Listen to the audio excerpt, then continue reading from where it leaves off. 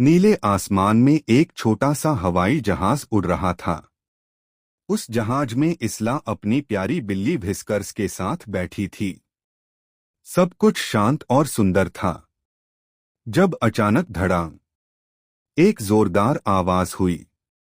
जहाज हिलने लगा, अलार्म बजने लगे और पायलट कुछ बोल रहा था, लेकिन इस्ला को कुछ सुनाई नहीं दे रहा था। उसका दिल तेजी से धड़कने लगा।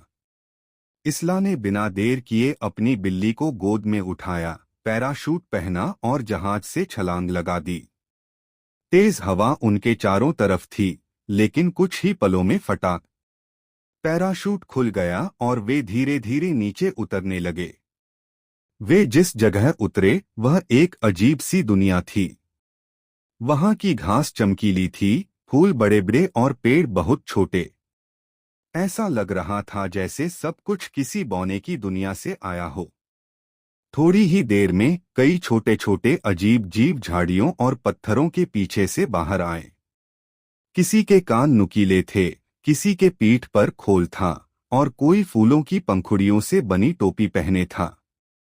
एक बहादुर सा बौना सामने आया। उसने एक छोटी सी लकड़ी को तलवार की तरह पकड़ रखा था। उसने कहा, दूर रहो विशालकाय लड़की। इस्ला ने हाथ उठाए, मैं कुछ नहीं करूंगी। मैं तो बस ऊपर से गिर गई। ये मेरी बिल्ली व्हिस्कर्स है। ये बहुत प्यारी है, काटती नहीं। व्हिस्कर्स ने धीरे से म्याऊ कहा और बैठकर पंजा चाटने लगा।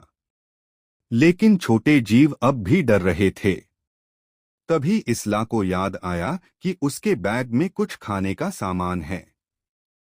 उसने बैग खोला और निकाले 2 खजाने, एक चॉकलेट की टॉफी और एक कुरकुरों की थैली। उसने मुस्कराते हुए कहा, मैं दोस्त बनना चाहती हूँ, और चॉकलेट और चिप्स उनकी ओर बढ़ा दिए। बौनों ने सूंघा, एक ने थोड़ा चखा और फिर उसकी आंखें चमक उठीं। वाह, ये तो जादू है। फिर सब इकट्ठा हो गए। चॉकलेट खाई, चिप्स कुरकुराए और धीरे धीरे दोस्त बन गए।